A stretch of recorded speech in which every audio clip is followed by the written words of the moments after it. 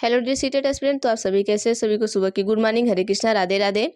तो इसके पहले हमने आपको 2016 का पेपर सॉल्व करा दिया है। आज हम 2015 का पेपर सॉल्व कराएंगे। ऐसे ही हम आपको पूरे 2022 तक का पेपर सॉल्व करा देंगे। तो आप वीडियो को जरूर देख के जाइए, यहाँ से पेपर आपको जरूर मिलेगा। और सीटेड में आपको प्रीवियस ईयर का पेपर जरूर मिलता है और क्वेश्चन आपको दोहराता है, तो वो क्वेश्चन जरूर पढ़ के जाएं। भले से एक दो ऑप्शन इधर उधर कर देता है, लेकिन बहुत सारे जो क्वेश्चन होते हैं हूबहू मिलते हैं। तो आप प्रीवियस ईयर जरूर से लगा के जाइएगा। और अगर आप सिर्फ प्रीवियस ईयर ही लगा के जाते हैं पूरा कंप्लीट, तो आप अच्छा मार्क्स गेन कर सकते हैं। तो आइए चलिए देखते हैं हम हमारा 2015 का पेपर हम सॉल्व करते हैं। तो क्वेश्चन नंबर 1 हमारा क्या है? निम्नलिखित में से कौन सा बच्चों के भावनात्मक विकास के लिए सबसे उपयुक्त है? ऑप्शन ए है लोकतांत्रिक कक्षा का वातावरण, बी है शिक्षकों की कोई भागीदारी नहीं क्योंकि यह माता पिता का कार्य है, सी है नियंत्रित कक्षा वातावरण, डी है अधिनायक वर्ग का वातावरण। तो सभी उत्तर बताइएगा क्या होगा यहाँ पे। आप सभी पेन कॉपी लेकर बैठिएगा, जैसा कि हम आपको डेली ये चीज़ें बताते हैं।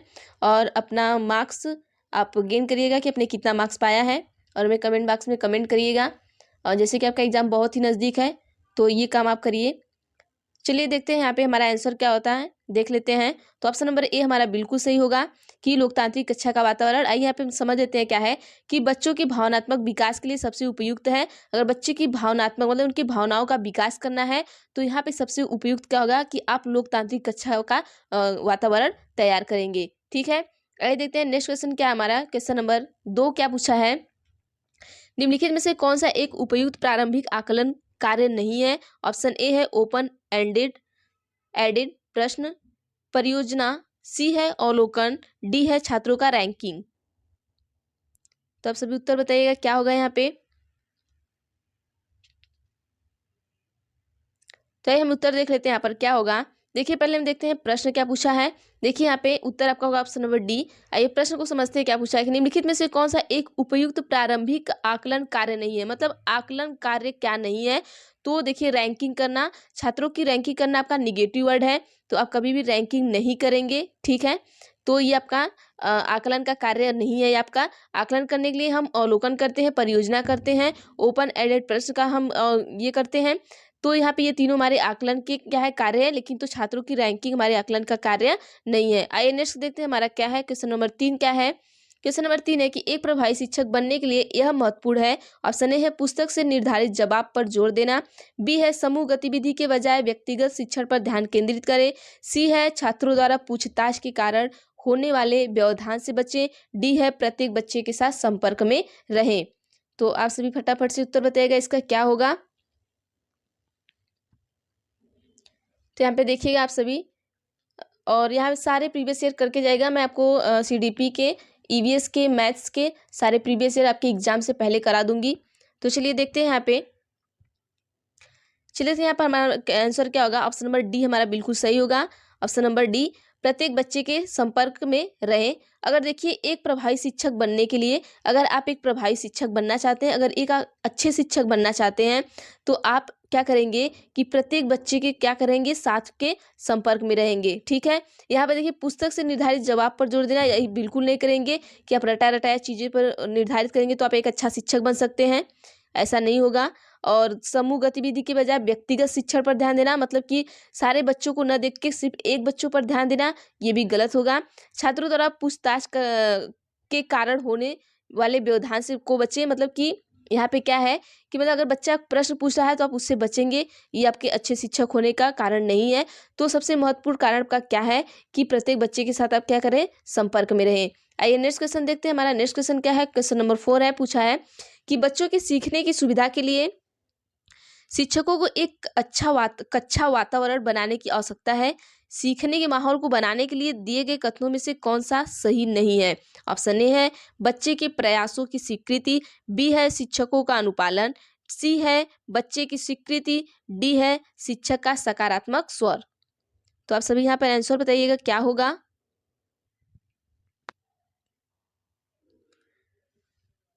आप सभी फटाफट से आंसर बताइएगा। तो ये पहले हम यहाँ पे देख लेते हैं आंसर हमारा क्या होगा, फिर हम क्वेश्चन को समझते हैं। देखिए ऑप्शन नंबर बी हमारा होगा शिक्षकों का अनुपालन। ऑप्शन नंबर बी हमारा बिल्कुल सही होगा। ये देखते हैं क्यों सही होगा कि बच्चे के सीखने की सुविधा के लिए शिक्षकों को ठीक है। जो अगर आप शिक्षक है तो शिक्षक को क्या है, एक अच्छा, ठीक है, एक अच्छा कक्षा वातावरण, मतलब एक जो अपना क्लास का वातावरण हो वो अच्छा हो, बनाने के लिए आवश्यक है। सीखने के माहौल को बनाने के लिए दिए गए तुमसे कौन सा सही नहीं है, ठीक है। सही नहीं है पूछा है, नहीं पूछा है, तो देखिए आप यहाँ नहीं का सबसे ज़्यादा ध्यान देंगे, क्योंकि यहाँ पे क्या होता है कि लोग नहीं का ध्यान नहीं देते हैं और क्या होता है, क्वेश्चन गलत हो जाता है। कभी कभी मैं आते हुए क्वेश्चन भी नहीं का ध्यान नहीं देती तो यहाँ गलत हो जाता है। तो आइए देखते हैं यहाँ पे क्या है हमारा, कि बच्चों के प्रयासों की स्वीकृति, ठीक है, हमें ऐसा करना चाहिए। बच्चे की स्वीकृति, ठीक है। शिक्षक का सकारात्मक स्वर, अब आप शिक्षक है तो हमेशा सकारात्मक रहेंगे। शिक्षकों का अनुपालन, अब यहाँ पे ये गलत होगा। अनुपालन, ऐसा नहीं है कि हम बच्चे को अपना अनुपालन कराएं कि हम जो कहें बच्चा वही करे, क्योंकि देखिए यहाँ पे ये इसलिए गलत होगा क्योंकि बच्चे को हमेशा हम केंद्र में रखेंगे, और हमारा जो शिक्षा है वो बालक से संबंधित है, मतलब बाल केंद्रित शिक्षा है। तो इसलिए हम अपना शिक्षक का क्या करेंगे, अनुपालन नहीं करवाएंगे, यहाँ पे सारा बच्चे के हिसाब से काम करेंगे। आइए देखते हैं नेक्स्ट क्वेश्चन, देखते हैं क्या है हमारा। क्वेश्चन नंबर 5 पूछा है कि नीचे दिए गए लड़कों और लड़कियों के बारे में कुछ कथन दिए गए हैं। आपके अनुसार इनमें से कौन सा सत्य है। ए, लड़कों को घर के बाहर की गतिविधियों में मदद करनी चाहिए। बी, लड़कों को घर के कामों में मदद करनी चाहिए। सी, सभी लड़कों को विज्ञान और लड़कियों को गृह विज्ञान पढ़ाया जाना चाहिए। डी, लड़कियों को घर के कामों में मदद करनी चाहिए। तो आंसर बताइएगा क्या होगा यहाँ पे। तो आइए हम देखते हैं यहाँ पे हमारा आंसर क्या होगा। चलिए देखते हैं यहाँ पर। ऑप्शन नंबर बी हमारा बिल्कुल सही होगा, ठीक है। ऑप्शन नंबर बी होगा कि लड़कों को घर के कामों में मदद करनी चाहिए। तो आइए देखते हैं यहाँ पे कैसे होगा, कि देखिए जो लड़के और लड़कियों के बारे में कथन दिया गया है तो इसके अनुसार में से कौन सा सत्य है, ठीक है। किसके अनुसार, ये जो आपका ऑप्शन आपके अनुसार पूछा है कि आपके अनुसार इनमें से क्या सही है। तो आपके अनुसार ये सही हो सकता है कि लड़कों को घर के काम में मदद करना चाहिए। इससे क्या होगा, यहाँ पे लैंगिक पूर्वाग्रह का वो नहीं होगा। जैसे कि अगर लैंगिक रूढ़िवादिता यहाँ पे प्रदर्शित नहीं की जा सकती है जब लड़के भी घर का काम करेंगे, ठीक है। अब यहाँ पे देखिए लड़के को विज्ञान पढ़ा रहे हैं, लड़की को गृह विज्ञान, तो यहाँ लैंगिक रूढ़िवादिता चल रही है, ठीक है। लड़की को घर का काम करने के लिए दे रहे हैं तो यहाँ भी लैंगिक रूढ़िवादिता चल रही है। लड़कों को घर के बाहर की गतिविधि में मदद करनी चाहिए तो यहाँ भी लैंगिक रूढ़िवादिता चल रही है। तो हमारा ऑप्शन नंबर बी बिल्कुल सही होगा। यहाँ पे क्या है, लैंगिक रूढ़िवादिता नहीं है, वो लैंगिक रूढ़िवादिता से क्या है, ये बाहर है, ठीक है। यहाँ पे ये लड़का है चाहे लड़की, सबको बराबर का सम्मान देना चाहिए, या बराबर का हर चीजें उन्हें बराबर का हिस्सेदारी होना चाहिए। आइए देखते हैं क्वेश्चन नंबर 6 क्या है हमारा। एक बच्चे के notebook, reverse image, mirror imaging आदि लिखने में त्रुटियों को प्रदर्शित है। ऐसा बच्चा संकेत दे रहा है। ऑप्शन ए है सीखने का नुकसान, बी है अधिगम विकलांगता, सी है सीखने में कठिनाई, डी है सीखने की समस्या। तब सभी फटाफट से आंसर बताइएगा क्या होगा।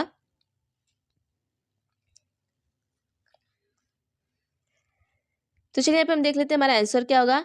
ऑप्शन नंबर बी हमारा बिल्कुल सही होगा कि अधिगम विकलांगता। आइए अब देखते हैं यहाँ पे क्या है, कि देखिए बच्चे की notebook, reverse image, mirror imaging आदि लिखने में त्रुटि दर्शाता है, ठीक है।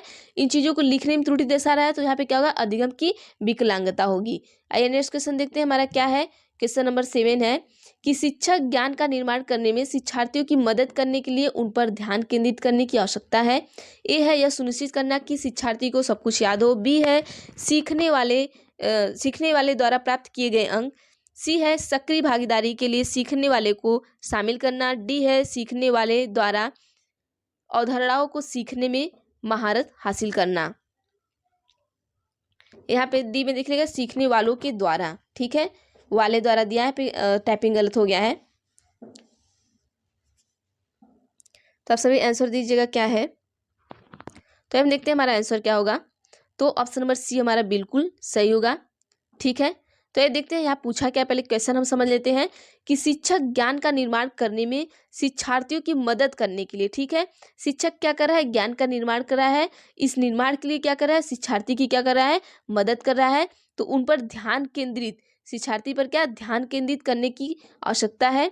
तो क्या है, सक्रिय भागीदारी के लिए सीखने वाले की को शामिल करना, ठीक है। देखिए यहाँ पे सक्रिय, अगर सक्रिय आ गया आपको कहीं दिख गया तो ये हमारा पॉजिटिव वर्ड है, वो बिल्कुल सही होगा वहाँ पे ऑप्शन, ठीक है। क्या सक्रिय हमारा क्या है, पॉजिटिव वर्ड है। चलिए देखते हैं नेक्स्ट क्वेश्चन क्या होगा हमारा। तो आपका यहाँ ऑप्शन नंबर सी सही था। आइए नेक्स्ट क्वेश्चन देखते हैं।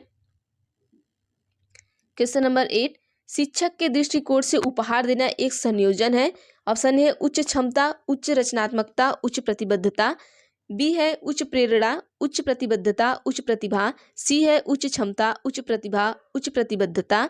डी है उच्च प्रतिबद्धता, उच्च रचनात्मकता, उच्च स्मृति। आंसर दीजिएगा आप सभी। यहाँ पे क्या है, शिक्षक के दृष्टिकोण में जो उपहार देना है एक संयोजन है, तो वो किस प्रकार है। यहाँ पे आपको सही संयोजन चुनना है। तो हम देख लेते हैं आंसर हमारा क्या होगा। ऑप्शन नंबर ए होगा। ऑप्शन नंबर क्या होगा आपका, ए होगा कि उच्च क्षमता, उच्च रचनात्मकता और उच्च प्रतिबद्धता, इस तरीके का बालक होगा तो उसे हम क्या करेंगे, उपहार देना एक संयोजन है यहाँ पे। ठीक है, आइए देखते हैं नेक्स्ट क्वेश्चन क्या हमारा। क्वेश्चन नंबर 9 क्या पूछा है। देखिए एनसीईआरटी 2005 से पूछा क्वेश्चन है, ये बहुत इंपॉर्टेंट है, यहाँ से क्वेश्चन पूछे जाते हैं आपको। एनसीईआरटी 2005 के अनुसार त्रुटियां महत्वपूर्ण है क्योंकि वे, ऑप्शन ए है छात्रों को उत्तीर्ण और असफल के समूह में वर्गीकृत करने का एक महत्वपूर्ण उपकरण है। बी है कि बच्चों को डांटने के लिए शिक्षकों का एक रास्ता प्रदान करते हैं। सी है बच्चे की सोच में एक अंतर्दृष्टि प्रदान करते हैं और समाधान की पहचान करने में मदद करते हैं। डी है कुछ बच्चों को कक्षा से निकालने के लिए स्थान प्रदान करना। फटाफट से अभी आंसर दीजिएगा क्या होगा।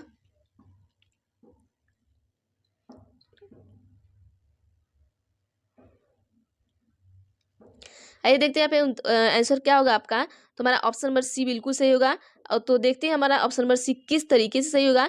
देखिए एनसीईआरटी 2005 क्या कहता है कि बच्चा अगर त्रुटि करता है तो वहाँ पे क्या होता है कि बच्चे की सोच में एक अंतर्दृष्टि प्रदान करते हैं और समाधान की पहचान करने में क्या होता है, मदद होता है। अगर बच्चा एनसीईआरटी 2005 कहता है बच्चा त्रुटि से ही क्या करता है, सीखता है। अगर बच्चा देखिए यहाँ पे त्रुटि कर रहा है तो बच्चा मतलब सीख रहा है। कहीं भी अगर जैसे हम नॉर्मली कहते हैं कि त्रुटि हो रही है तो वो गलत चीज़ें हैं, यहाँ पे वो गलत चीज़ें नहीं होगी आपकी। अगर बच्चा त्रुटि कर रहा है तो इसका मतलब बच्चा चीज़ों को सीख रहा है। आप इस वे में यहाँ पे लेकर चलेंगे। ठीक है, आइए नेक्स्ट क्वेश्चन देखते हैं हम क्या है हमारा। क्वेश्चन नंबर 10 पूछा है कि आउट ऑफ द बॉक्स की सोच किससे संबंधित है। ऑप्शन ए है लगातार सोच, बी है मेमोरी आधारित सोच, डी है डाइवर्जेंट थिंकिंग, डी है अभिसारी सोच। तो आप सभी आंसर बताइएगा क्या होगा यहाँ पे।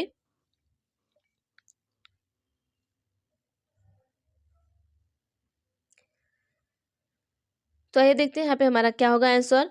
तो हमारा आंसर होगा ऑप्शन नंबर सी, डाइवर्जेंट सोच।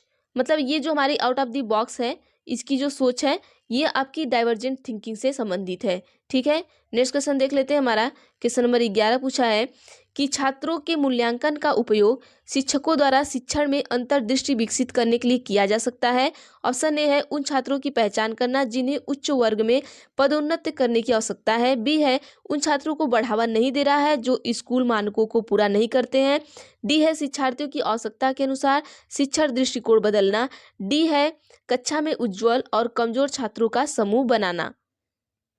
फटाफट से आंसर आप सभी बताइएगा, फिर उसके बाद हम आपको क्वेश्चन समझाते हैं क्या है। आप सभी अपना अंक को भी मेंशन करते रहिएगा ताकि आपको पता चले कि आप कितने नंबर तक जा रहे हैं और आपको अभी कितनी तैयारी बची हुई है। तो आइए हम देखते हैं यहाँ पर हमारा आंसर क्या होगा। ऑप्शन नंबर सी हमारा बिल्कुल सही होगा यहाँ पे। तो हम पहले क्वेश्चन को समझते हैं क्या है, उसके बाद हम आंसर देखते हैं। यहाँ पे देखिए छात्रों के मूल्यांकन का उपयोग, ठीक है, शिक्षकों द्वारा शिक्षण में अंतर्दृष्टि विकास करने के लिए किया जाता है। किस लिए किया जाता है, अंतर्दृष्टि विकास के लिए किया जा सकता है।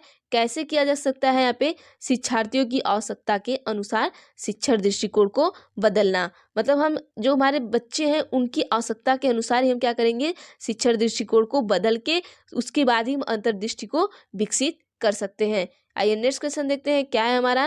क्वेश्चन नंबर 12 क्या पूछा है कि सीखने के अनुभवों को ढंग से नियोजित किया जाना चाहिए ताकि शिक्षण को सार्थक बनाया जा सके। दिए गए सीखने के अनुभव में से कौन सा बच्चे के लिए सार्थक सीखने की सुविधा नहीं देता है। ऑप्शन ए है सामग्री की याद के आधार पर पुनरावृत्ति, बी है सामग्री के प्रश्न तैयार करना, सी है विषय पर चर्चा और बहस, डी है विषय पर प्रस्तुति। तो आंसर आप सभी बताइएगा।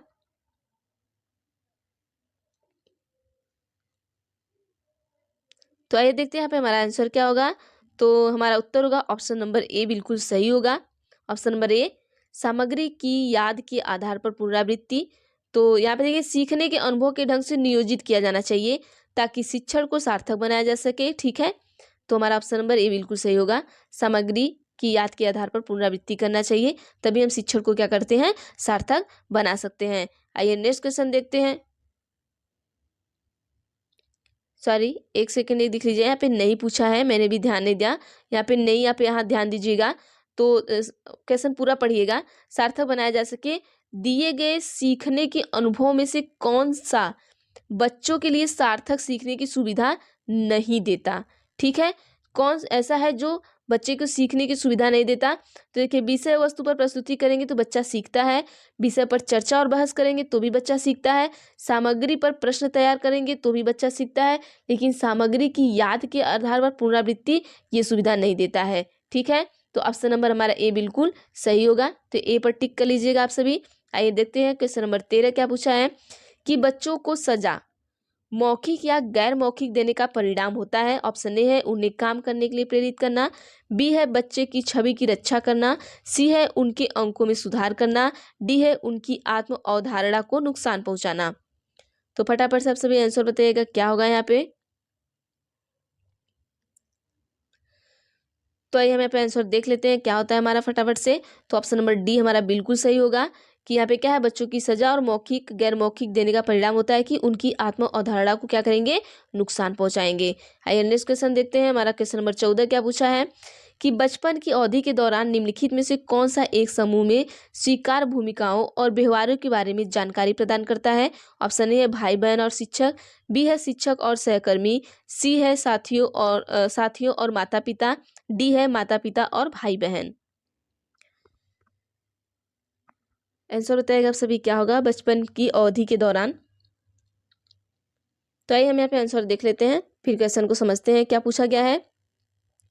आंसर हमारा होगा ऑप्शन नंबर डी, माता पिता और भाई बहन। तो देखिए, जो बचपन की अवधि होती है उस दौरान इस पूछा है कि इस दौरान जो ये सारा समूह दिया है इसमें से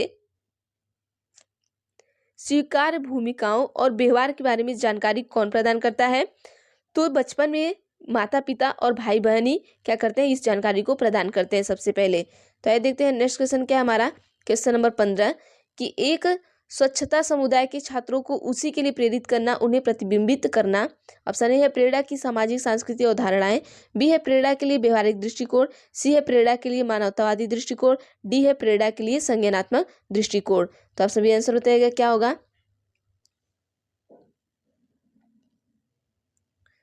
आइए आंसर हम देखते हैं क्या है हमारा। ऑप्शन नंबर ए हमारा बिल्कुल सही होगा कि प्रेरणा की सामाजिक सांस्कृतिक अवधारणाएं। चलिए नेक्स्ट देखते हैं क्या हमारा। क्वेश्चन नंबर 16 पूछा है कि निम्नलिखित में से कौन सा आयु वर्ग बाद के बचपन की श्रेणी में आता है। ऑप्शन ए है 11 से 18 वर्ष, बी है 18 से 24 वर्ष, सी है 6 वर्ष के लिए जन्म, डी है 6 से 11 वर्ष। तो चलिए उत्तर बताइएगा आप सभी फटाफट से क्या होगा उत्तर यहाँ पे क्वेश्चन नंबर 16 का। देखिए, अब बाद की बचपन श्रेणी पूछा है तो एक आंसर देख लेते हैं क्या होगा। ऑप्शन नंबर डी हमारा होगा 6 से 11 वर्ष। क्या पूछा है कि कौन सा आयु वर्ग बाद के बचपन श्रेणी में आता है। ठीक है, बाद के बचपन श्रेणी में कौन आता है हमारा, 6 से 11 वर्ष का बच्चा आता है। आइए देखते हैं नेक्स्ट क्वेश्चन क्या पूछा है। क्वेश्चन नंबर 17 पूछा है कि आर्जो कहते हैं कि भाषा का विकास किसी व्यक्ति की सहज प्रवृत्ति से प्रभावित होता है, जबकि सोनाली को लगता है कि यह पर्यावरण कारण है। आरव और सोनाली के बीच यह चर्चा है। ऑप्शन ए है गंभीर और संवेदनशील भावना, बी है स्थिरता और अस्थिरता का तर्क, सी है सतत और असंतुलित शिक्षण, डी है प्रकृति और पोषण बहस। तो फटाफट से आंसर बताएगा। ये क्वेश्चन इसके पहले भी आ चुका है, बस थोड़ा सा पैटर्न अलग चेंज किया था, बाकी चीज़ें यही थी वहाँ पे।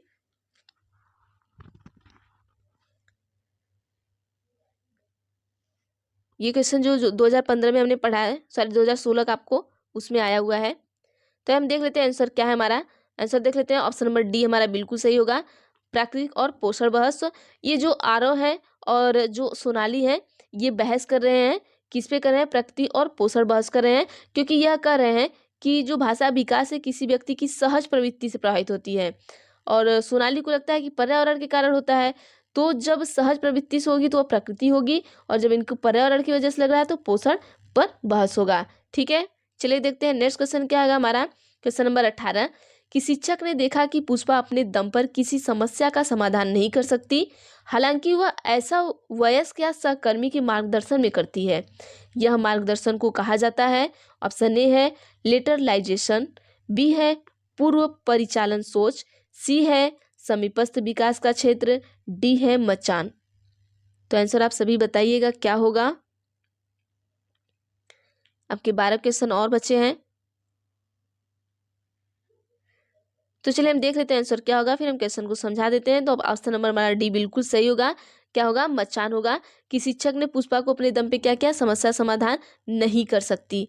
ठीक है, जब वो समस्या समाधान नहीं कर सकती तो ऐसा वयस्क और सहकर्मी के मार्गदर्शन में क्या कहा जाता है, तब इस मार्गदर्शन को क्या कहा जाता है, तो इस मार्गदर्शन को हम क्या कहते हैं, मचान कहते हैं। चलिए देखते हैं क्वेश्चन नंबर 19 पूछा कि एक शिक्षक एक समिति के प्रमुख को अध्यक्ष के बजाय चेयरपर्सन कहते हैं।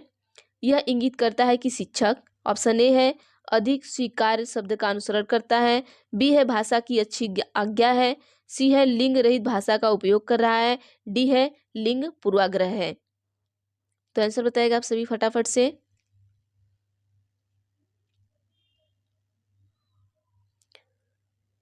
तो ये देखते हैं इसका आंसर क्या होगा, फिर क्वेश्चन को हम समझते हैं। ऑप्शन नंबर डी हमारा बिल्कुल सही होगा, लिंग पूर्वाग्रह। आइए देखते हैं लिंग पूर्वाग्रह कैसे है कि एक शिक्षक एक समिति के प्रमुख को अध्यक्ष के बजाय चेयर पर्सन कहते हैं। देखिए यहाँ पे अध्यक्ष न करके वो क्या करते हैं, चेयर पर्सन कहते हैं। तो ये यहाँ पे लिंग पूर्वाग्रह का प्रयोग कर रहे हैं। तो ऑप्शन नंबर डी हमारा बिल्कुल सही होगा। आइए देखते हैं क्वेश्चन नंबर 20 क्या पूछा है कि सतत और व्यापक मूल्यांकन आवश्यक है। ऑप्शन ए है शिक्षण के साथ परीक्षण के ठीक ट्यूनिंग, बी है शिक्षा बोर्ड की जवाबदेही को कम करना, सी है अधिक लगातार त्रुटियों की तुलना में कम लगातार त्रुटियों को ठीक करना, डी है यह समझना कि सीखने को किस प्रकार देखा रिकॉर्ड किया जा सकता है और सुधार किया जा सकता है। तो आप सभी आंसर बताइएगा क्या होगा, सतत और व्यापक मूल्यांकन हाँ क्यों आवश्यक है, ये पूछा गया है यहाँ पे। आंसर दीजिएगा आप सभी, और अपने कॉपी में लिखते भी जाइएगा कि अपने आंसर क्या दिया है, और मिलाइएगा कि हमने जो आंसर बताया है वो सही दिया आपने या गलत दिया है। तो वहाँ से टिक करते और अपना एक एक क्वेश्चन को मार्क्स को जोड़ते जाइएगा। ठीक है, आइए देख लेते हैं आंसर क्या होगा हमारा। तो ऑप्शन नंबर डी हमारा बिल्कुल सही होगा। आइए देखते हैं कैसे सही होगा कि सतत और व्यापक मूल्यांकन आवश्यक है। क्यों आवश्यक है, यह समझना कि सीखना किस प्रकार देखा रिकॉर्ड किया जा सकता है और सुधारा जा सकता है। इसी के लिए हम क्या करते हैं, मूल्यांकन करते हैं कि चीज़ों को कैसे सीखा जा सकता है, कैसे समझा जा सकता है, कैसे रिकॉर्ड किया जा सकता है, उससे कैसे सुधार किया जा सकता है। इसके लिए हम सतत और व्यापक मूल्यांकन का प्रयोग करते हैं। तो आइए देखते हैं नेक्स्ट क्वेश्चन क्या हमारा। क्वेश्चन नंबर 21 क्या पूछा है, लॉरेंस कोहलबर्ग के बारे में पूछा है। तो पूछा है कि लॉरेंस कोहलबर्ग के सिद्धांत में कौन सा स्तर सही अर्थों में नैतिकता की अनुपस्थिति को दर्शाता है। ऑप्शन ए है स्तर 3, बी है स्तर 4, सी है स्तर 1, डी है स्तर 2। इन स्तर में से नैतिकता की अनुपस्थिति को कौन दर्शाता है, ये पूछा है। आंसर बताइएगा आप सभी।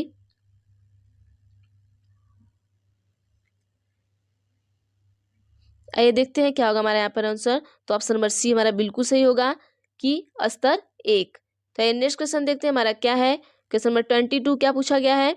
22 में पूछा है कि निम्नलिखित में कौन सा बच्चों के समाजीकरण के प्रगतिशील मॉडल के लिए सही नहीं है।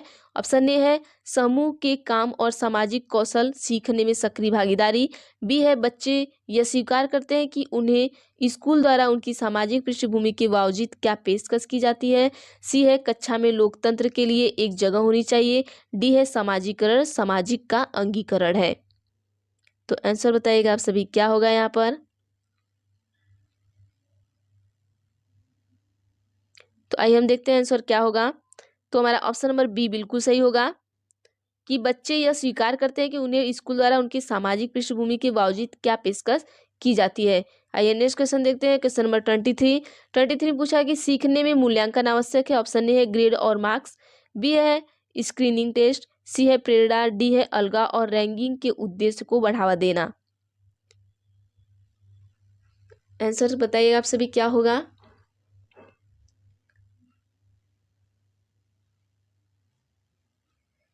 आइए देख लेते हैं आंसर हमारा यहाँ पे क्या होगा। तो ऑप्शन नंबर सी हमारा बिल्कुल सही होगा कि प्रेरणा।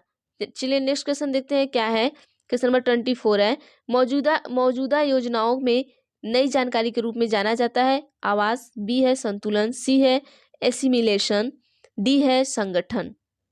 आंसर दीजिएगा आप सभी फटाफट से।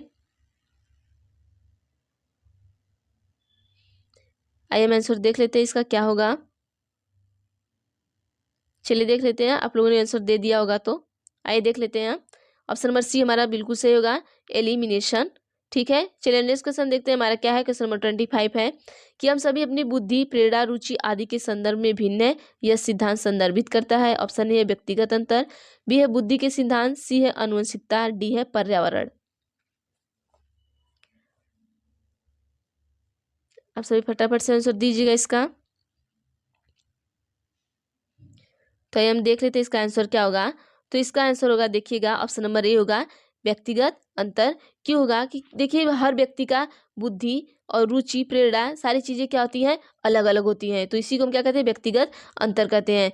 आइए नेक्स्ट क्वेश्चन देख लेते हैं हमारा क्या है। क्वेश्चन नंबर 26 है कि वंचित समूहों के छात्रों को सामान्य छात्रों के साथ साथ पढ़ाया जाना चाहिए। यह संकेत मिलता है। ऑप्शन ए है समावेशी शिक्षा, बी है विशेष शिक्षा, सी है एकीकृत शिक्षा, डी है विशिष्ट शिक्षा।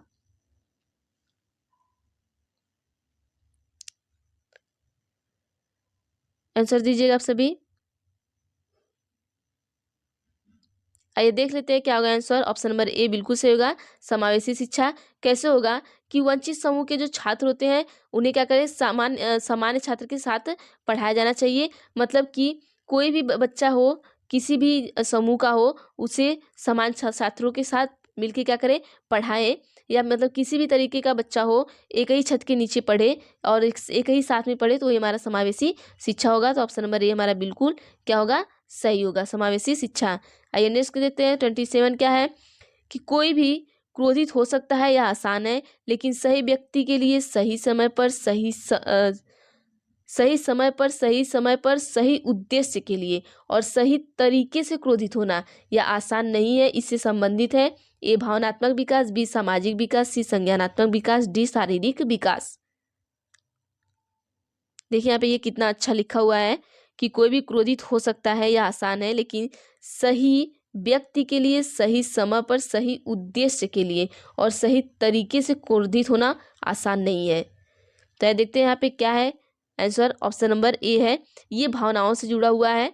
ठीक है, ये भावना से जुड़ा हुआ, तो यहाँ भावनात्मक विकास आएगा।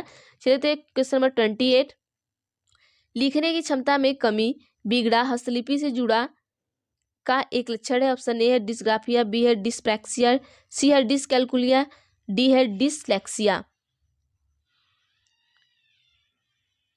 उत्तर दीजिएगा आप सभी।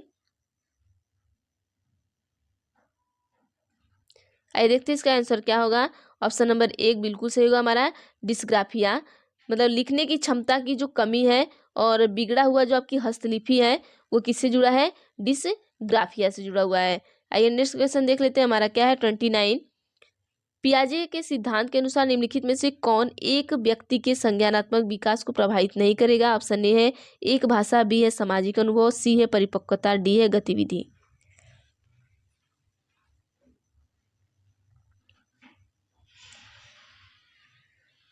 तो चलिए यहाँ पे हम देख लेते हैं हमारा आंसर क्या होगा।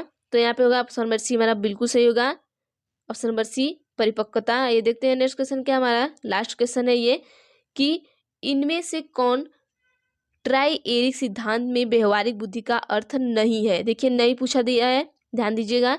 ऑप्शन ए है पर्यावरण को पुनर्जीवन देना, बी है केवल स्वयं के बारे में व्यवहारिक रूप से सोचना, सी है ऐसा वातावरण चुनना जिसमें आप सफल हो सके, डी है पर्यावरण के अनुकूल होना। तो आप सभी आंसर बताइएगा। यहाँ पे देखिए बहुत इंटरेस्टिंग है, यहाँ पे एक निगेटिव वर्ड है और ऑप्शन वही हमारा गलत होगा। निगेटिव वर्ड है तो वो आपका गलत हो जाएगा। चलिए हम देख लेते हैं अब हमारा आंसर क्या होगा। देखिए अगर नहीं पूछा है, अगर निगेटिव वर्ड है तो वो सही हो जाएगा। ठीक है, पहले हम देख लेते हैं क्या है। अगर नहीं दिया है तो हम निगेटिव पर जाएंगे, अगर हाँ दिया है तो हम क्या जाएंगे, पॉजिटिव पर जाएंगे। तो यहाँ नहीं दिया है तो नहीं में हम क्या करेंगे, निगेटिव पर जाएंगे। ठीक है, ये आंसर देख लेते हैं क्या है हमारा। ऑप्शन नंबर बी हमारा बिल्कुल सही होगा। तो निगेटिव क्या हमारा केवल है, यहाँ पे अगर निगेटिव है तो आंसर भी हमारा क्या होगा, निगेटिव आएगा। तो ऑप्शन नंबर बी हमारा बिल्कुल सही है कि केवल स्वयं के बारे में व्यवहारिक रूप से सोचना। तो आज के वीडियो में सिर्फ इतना ही, नहीं तो वीडियो लंबी बहुत हो जाएगी। तो आप सभी को वीडियो कैसी लगी हमें कमेंट जरूर करके बताइएगा। और अगर आप चैनल पर नए हैं तो चैनल को सब्सक्राइब कर लीजिए, बेल आइकन को क्लिक कर लीजिए, ताकि जो भी मैं वीडियो अगर लाऊं तो वो आप तक पहुंच सके। तो आप सभी को थैंक यू। और इसके बाद मैं नेक्स्ट लाऊंगी नेक्स्ट ईयर का वीडियो, ऐसे करके मैं आपको 2022 तक पूरा कंप्लीट करा दूंगी। तो चलिए आप सभी को थैंक यू। हम आगे नेक्स्ट वीडियो में देखेंगे।